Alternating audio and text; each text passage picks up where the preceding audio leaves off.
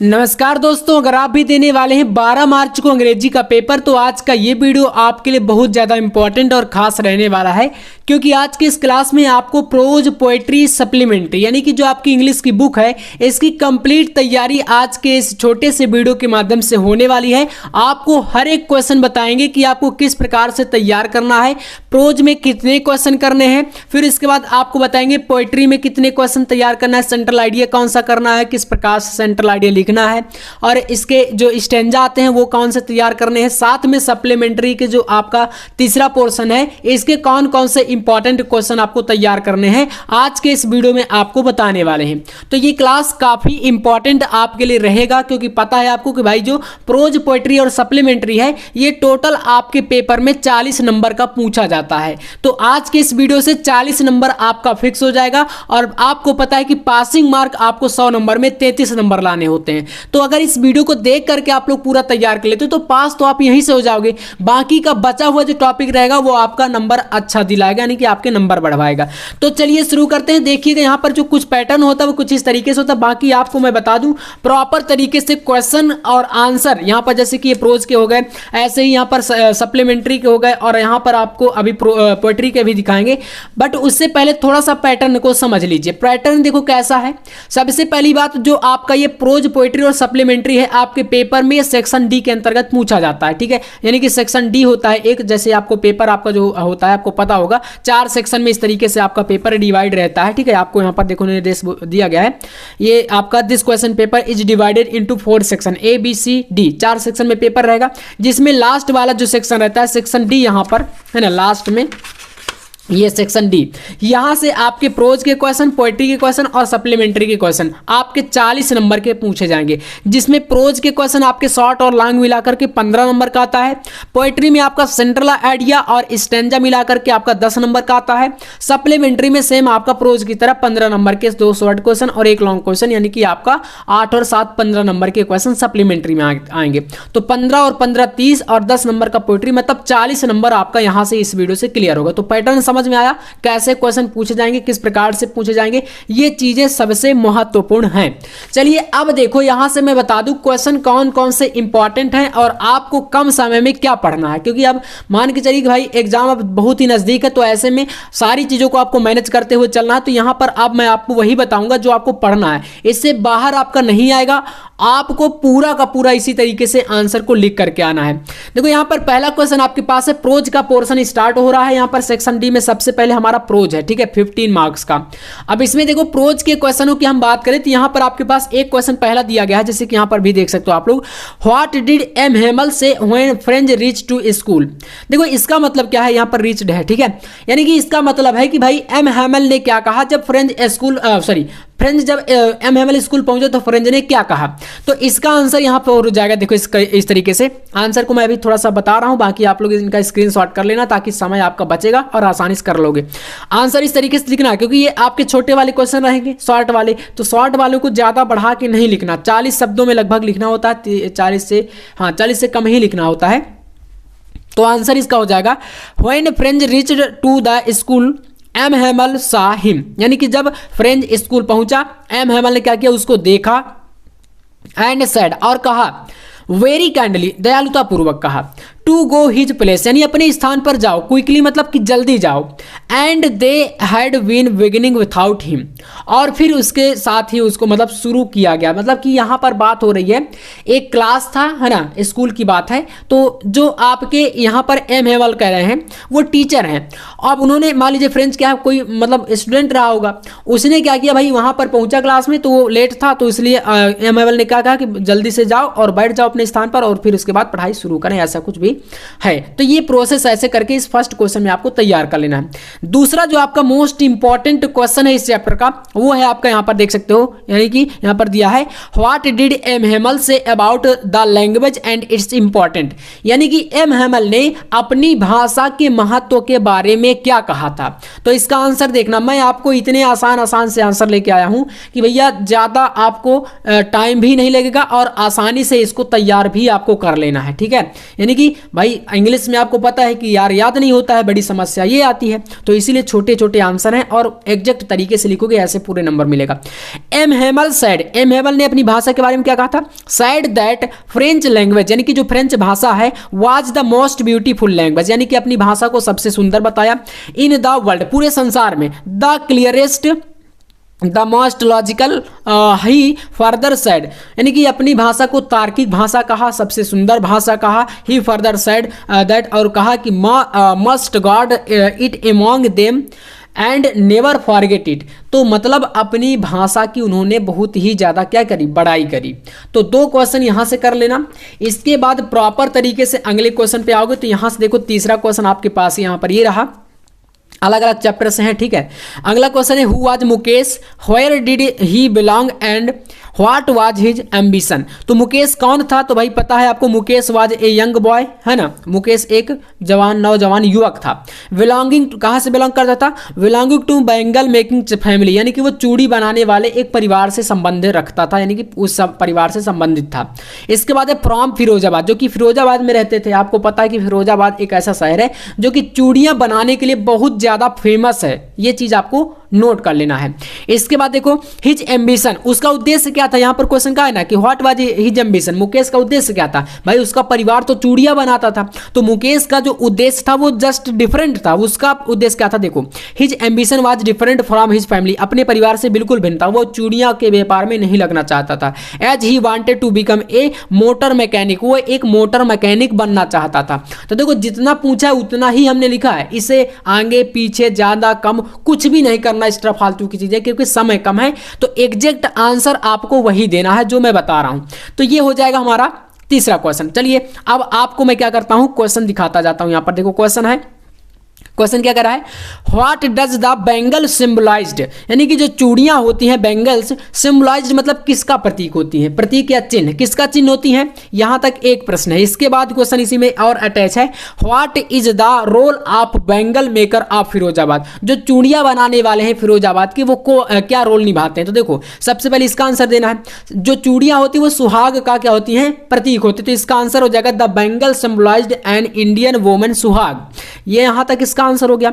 आप लोग जानते हो ना चूड़ियां क्यों पहनते हैं, मतलब महिलाएं। इसके बाद यहां से what is the role of bangle makers of Firozabad, तो इसका आंसर बता देना है कि भाई जो फिरोजाबाद के चूड़ी बनाने वाले थे वो बहुत ही महत्वपूर्ण योगदान निभाते हैं, क्योंकि सबसे बड़ा अगर मैं बात करूं व्यापार की तो चूड़ियों का व्यापार या कांच का व्यापार ज्यादातर फिरोजाबाद शहर में होता है। तो इसका आंसर यहां से कर दोगे the bangle makers of Firozabad produce largest quantity, यानी कि सब बहुत ही बड़ी क्वांटिटी में क्या करते हैं? प्रोड्यूस करते हैं क्या?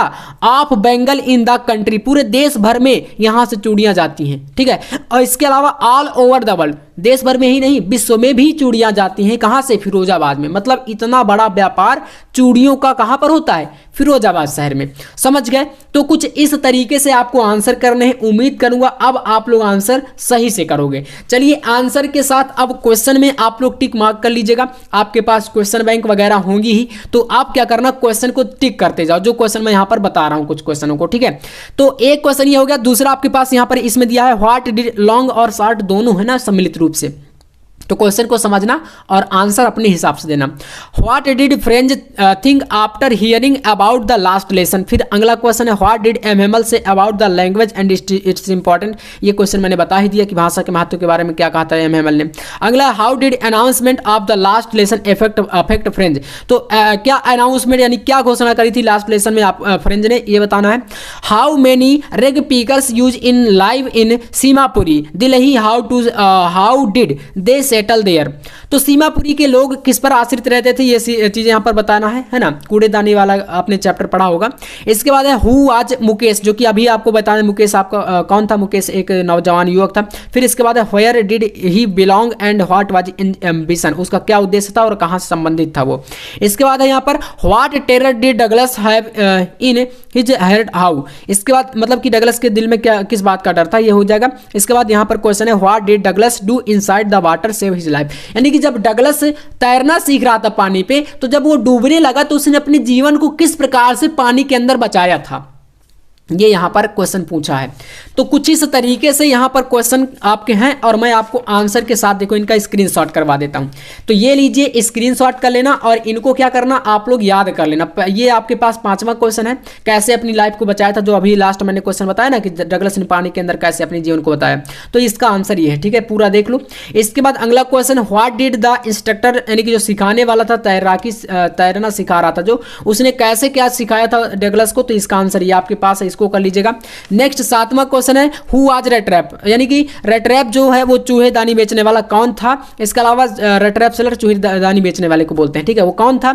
How did he make them, और वह चूहेदानी कैसे बनाता था। इसका आंसर ये रहा, ठीक है, तो यहां से हो जाएगा। इसके बाद 8वां question, what information did iron master and daughter receive at church, यानी आयरन मास्टर की जो बेटी थी और आयरन मास्टर, उसने चर्च पर क्या रिसीव किया, क्या मतलब की इंफॉर्मेशन उनको रिसीव हुई थी। इसका ये आंसर हो जाएगा, यहां पर देख सकते हो, है ना, सारे क्वेश्चंस के आंसर ही दिए गए हैं।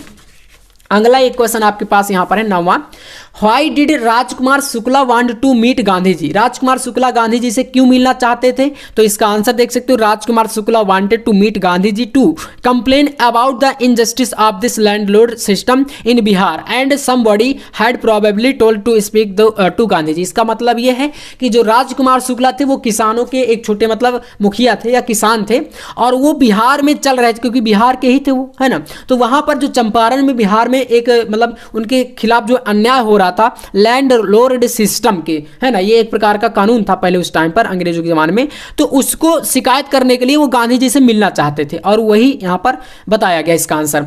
और लास्ट क्वेश्चन है, why did Gandhi ji chide the lawyer, मतलब गांधी जी ने लॉयर यानी वकील को क्यों डांटा था, चाइड द लॉयर। तो इसका आंसर ये है।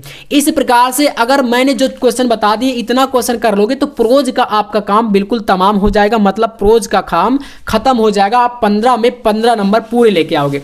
चलिए अब इसके बाद भाई क्या करते हैं, थोड़ा सा पोएट्री की नजर डालते हैं। पोएट्री में 4 नंबर का देखो सेंट्रल आइडिया आएगा। सबसे इंपॉर्टेंट बात आपको इतना पता ही होगा, इसमें सबसे महत्वपूर्ण सेंट्रल आइडिया है माई मदर एट 66, दूसरा है आपका कीपिंग क्वाइट का, बहुत ज्यादा महत्वपूर्ण, और तीसरा है एथिक्स ऑफ ब्यूटी का। ये 3 चैप्टर अगर आपको तैयार हैं तो आपको इसके अलावा सेंट्रल आइडिया पढ़ने की जरूरत नहीं है। कौन कौन से, माई मदर एट 66, दूसरा आपका कीपिंग क्वाइट, और एक है एथिक्स ऑफ ब्यूटी। नोट कर लेना, 3 सेंट्रल आइडिया आपका आ जाएंगे आराम से, आपके पेपर में एक फंस जाएगा। और इसमें से 4 नंबर का पूछता है, लिखना कैसे है देख सकते हो यहाँ पर। सबसे पहले किसी भी चैप्टर का सेंट्रल आइडिया लिखने से पहले आपको उस चैप्टर के यानी उस पार्ट के जो पोएट हैं, कवि हैं या कवियत्री हैं, उनका नाम पता होना चाहिए। जैसे आपको पता है कि माई मदर एट 66 को किसने लिखा है, तो कमला दास ने, है ना। तो आप इसको लिखोगे, जब शुरुआत करोगे तो कुछ इस तरीके से लिखना है, the central idea of the poem my mother at 66 composed by Kamala Das is that, यानी कि इनके द्वारा लिखा गया। अब इस कविता में क्या क्या चीजें हैं वो समझना, सिंपल फंडा है, एकदम चुटकियों में समझ में आ जाएगा। ज्यादा यहां पर कुछ बवंडर वाली चीजें नहीं है। पूरे साल में आपने जो नहीं समझा है वो इस छोटे से वीडियो में मैं समझा दूंगा आपको, ठीक है। तो चलो यहां से देखना, दिस पोयम यानी इस कविता में क्या दिखाया गया है, this poem so the fear, so मतलब दिखाना, क्या दिखाती है, फियर, फियर मतलब कि डर, ऑफ लूजिंग हर मदर, यानी कि कवियत्री इस कविता में अपनी मां के खोने का डर दिखा रही है। कैसे, of the poet's her mother is in the last phase of her life, यानी उनकी मां जीवन के अंतिम पड़ाव पर थी। अंतिम पड़ाव कब होता है भैया, जब कोई व्यक्ति बूढ़ा हो जाता है ना। तो यहां पर उनकी मां जो है वो बूढ़ी हो चुकी थी। अब देखो इसके बाद यहां से एक एक लाइन को समझ लोगे ना, हिंदी सहित समझा रहा हूं तो आपके लिए इतना आसान हो जाएगा कि भैया आपको ये याद भी नहीं रहेगा ना, तो मेरे द्वारा बताई गई स्टोरी दिमाग में गूंजेगी कि भैया क्या बताए थे कि क्या क्या क्या हुआ था, किस प्रकार से अपनी मां के खोने का डर, कैसे क्या स्टोरी है। स्टोरी सुन लेना, आंसर को अपने आप कुछ बना सुना के आप लोग लिख सकते हो। तो ये हो जाता, देखो इसके बाद, so the poetess feel that she will pass away soon, यानी वो इस लिए दर्द महसूस कर रही थी, उनको लग रहा था कि उनकी मां जल्द ही गुजर जाएंगी, मतलब मृत्यु होना। इसके बाद देखो, पोएटिस गेट स्केयर्ड, यानी कि वो भयभीत थी, ऑफ दिस थॉट, और इसी सोच को लेकर के वो भयभीत थी। To come out of negative thought, और उनके माइंड में नेगेटिव थॉट, नकारात्मक सोच यानी विचार आ रहे थे। She looked out of a car, यानी कि वो कार से कहीं जा रही थी और अपनी माँ के साथ बैठी हुई थी और इसी सोच को वो लगातार सोच रही थी। तो उन्होंने क्या किया, सी लुक्ड आउट ऑफ कार, यानी कि कार से बाहर देखा, अपनी गाड़ी से बाहर की ओर देखा। कार चल रही थी और रास्ते में वो ये सारी चीजें सोच रही थी। तो जब कार से बाहर की ओर देखा तो उसके बाद क्या हुआ, the world outside of full of life and activities, जो बाहर का संसार था, बाहरी जीवन था, वो लाइफ ऑफ एक्टिविटीज का मतलब है जीवन की गतिविधियों से भरा हुआ था। भाई आप लोग कहीं वाहन से जाते हो तो आप देखते हो गांवों में या कहीं शहरों में अनेक प्रकार से अपना अपना लोग अपना अपना काम कर रहे होते हैं। कोई खेल रहा है, बच्चे खेल रहे हैं, कोई कुछ भी है, तमाम प्रकार की चीजें एक्टिविटी होती रहती हैं। वही चीज यहां पर बताया गया। तो इतना समझ लोगे। The tree seemed running fast, यानी कि जो वृक्ष थे वो फास्ट रनिंग मतलब कि यहां पर दौड़ते हुए प्रतीत हो रहे थे। आप देखोगे वाहन में बैठ करके तो लगेगा वृक्ष भाग रहे हैं। तो वही चीज यहां पर बताई गई है। इसके बाद चिल्ड्रन लुक्ड वेरी हैप्पी, बच्चे खेल रहे थे प्रसन्न होकर के। एट द एयरपोर्ट, और जब वो एयरपोर्ट पर पहुंचती हैं तो क्या होता है, the head undergo a security check, और एक सुरक्षा जांच के लिए जब वो जाती हैं, क्योंकि एयरपोर्ट पर सुरक्षा जांच होती है ना, ऐसे थोड़ी अंदर जाने देता है कोई, तो वहां पर बहुत अच्छे तरीके से जांच की जाती है। इसके बाद है the poetess was standing a few yards away from her mother, यानी कि वो अपनी माँ से कुछ गज की दूरी पर जब खड़ी होती हैं। She felt pained at looked at the colourless and pale face, और अपनी माँ के कलरलेस यानी कि रंगहीन या बोले तो जो कलरलेस चेहरा है ना, अपने माँ के पीले चेहरे को और कलरलेस चेहरे को जो है आंखों को देख करके वो क्या होती हैं, बहुत ज्यादा दुखी हो जाती हैं। बट हाइडिंग हर टीयर, लेकिन अपने आंसुओं को छुपाते हुए। द पोएट सेड, कवियत्री कहते हैं, सी यू सून अम्मा, जल्द मिलते हैं अम्मा। कुछ इस तरीके से आपको किसी भी चैप्टर का अगर सेंट्रल आइडिया लिखना है ना, बिल्कुल ऐसे ही करके चले आना। ए टू जेड सारा कुछ मैंने बता दिया है, ये मोस्ट इंपॉर्टेंट है, और कौन कौन से पढ़ना वो भी मैंने बताया। ए थिंग्स ऑफ ब्यूटी का कर लेना और एक कीपिंग क्वाइट का कर लेना, बाकी ये काम खत्म हो जाएगा आपका। स्टैंजा की बात करते हैं, स्टैंजा वाला एक वीडियो मैं आपको बहुत जल्द लाऊंगा, ठीक है। इस प्रकार से देख सकते हो यहाँ पर एंड लुक्ड, आपके 3 मोस्ट इंपॉर्टेंट स्टैंजा बताऊंगा। 6 नंबर में स्टैंजा पूछता है पोएट्री का, आपका इस तरीके से रहेगा। इससे 3 क्वेश्चन पूछेंगे 2-2 नंबर के, जिनके आंसर आपको इस तरीके से देने रहेंगे। तो पूरा कंप्लीट प्रोसेस है, इसको एक तैयार कर लेना है। And looked out of young trees, तो ये आप सब देख सकते हो माई मदर एट 66 वाले चैप्टर का ही है। इसके बाद आपको एक तैयार कर लेना है यहाँ पर अगला दूसरा, now we will count to 12, यानी कि हमें 12 तक गिनना। तो समझ जाओ यहाँ पर ये कीपिंग क्वाइट का है, साइलेंट रहने के लिए बोल रहा है। तो इस वाले को तैयार करना, इससे स्टैंजा बहुत ज्यादा पूछा गया, सारे रिपीटेड हैं, और ये वीडियो एकदम गोल्डन वीडियो आपके लिए रहेगा अगर आप लोग 40 नंबर की तैयारी करना चाहते हो कम समय में, है ना। तो इससे बेहतर वीडियो आपको कहीं पर नहीं मिलेगा, इसकी गारंटी लेता हूं। बाकी आपको इसी प्रकार से अगर चाहिए हर टॉपिक को इंपॉर्टेंट तरीके से समझना है तो चैनल को सब्सक्राइब कर लीजिएगा। आपको आर्टिकल और लेटर वाला एक वीडियो जल्द आएगा, और इसके अलावा और भी ग्रामर पोर्शन के कुछ क्वेश्चन जैसे कि एंटोनियम्स, साइनोनियम्स, वन वर्ड सब्स्टिट्यूशन, है ना, इनके भी इंपॉर्टेंट वीडियो जल्द मिलेंगे, तो सब्सक्राइब करके रखना। दूसरा इसको कर लेना, ठीक है। आपको तीसरा एक आपको लास्ट करना है ए थिंग्स ऑफ ब्यूटी का। A things of beauty is a joy for ever, it loveliness increases, it will never pass into nothingness, what will keep bower quiet for us and a sleep full of sweet dreams and health and quiet breathing. इस प्रकार से ये 3 आपको stanza करने हैं। तो 3 central idea, 3 stanza, यहां से 10 नंबर का आएगा। 4 नंबर का सेंट्रल आइडिया, 6 नंबर का स्टैंजा, 10 नंबर यहां से पूरे फिक्स।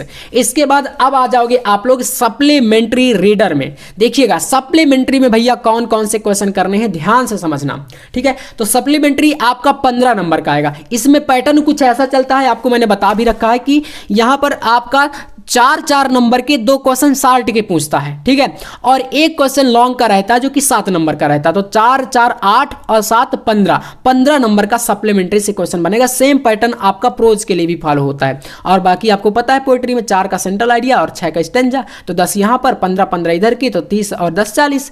ये पैटर्न इंग्लिश में फॉलो होगा। चलिए तो भाई आपको मैं क्या करता हूं, बता देता हूं कुछ क्वेश्चंस को, ध्यान से सुनना और इनको क्या कर लेना है, टिक कर लीजिएगा अपनी बुक में। वैसे मेरे पास यहां पर सॉल्यूशन भी है, देखो जैसे ये question, what was the third level where was it situated. तो मैं आपको इनका स्क्रीनशॉट करा देता हूँ, इसका आंसर ये रहा। ऐसे ही एक क्वेश्चन है, how did Charlie enter the third level. Charlie inter third level पर यानी तीसरे स्तर पर कैसे इंटर कर गया, इसका आंसर ये आपके पास है। तो मैं क्या करता हूँ, क्वेश्चन डायरेक्ट बता देता हूँ, आंसर ऑलरेडी आपके पास होगा ही, और अगर नहीं है तो कमेंट कर देना, बाकी मैं आपकी हेल्प के लिए हमेशा तैयार हूँ, एक वीडियो में और ला दूंगा। तो चलिए यहाँ से देखो, ये क्वेश्चन है, what was the third level where was it situated. मैंने जैसा बताया ना, ये आंसर है। तो इस प्रकार से। इसके बाद दूसरा question, how did Charlie enter the third level. Charlie third level यानी तीसरे स्तर पर कैसे इंटर कर गया। इसके बाद है क्वेश्चन अगला, हाउ व्हाट यहाँ पर व्हाट हैपन कर लेना, हाउ मत लगाना। What happen with Charlie at the ticket window.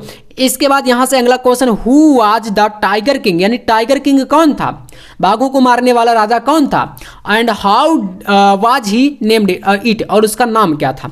इसके बाद है, what did the astrologer tell when the tiger king was born. यानी जो एस्ट्रोलॉगर ज्योतिषी था, ज्योतिषी आप जानते हो जो भविष्यवाणी करते हैं, ठीक है। तो जब टाइगर किंग यानी कि जो वो राजा पैदा हुआ था, तो ज्योतिषी ने क्या भविष्यवाणी करी थी आखिरकार। तो उसने, आपको स्टोरी पता होगी, उसने बताया था कि इस व्यक्ति को या इस बच्चे को किससे खतरा रहेगा, बाघों से खतरा रहेगा। बाकी तो ये राजा प्रताप ही बनेगा, बट बाघों से खतरा रहेगा।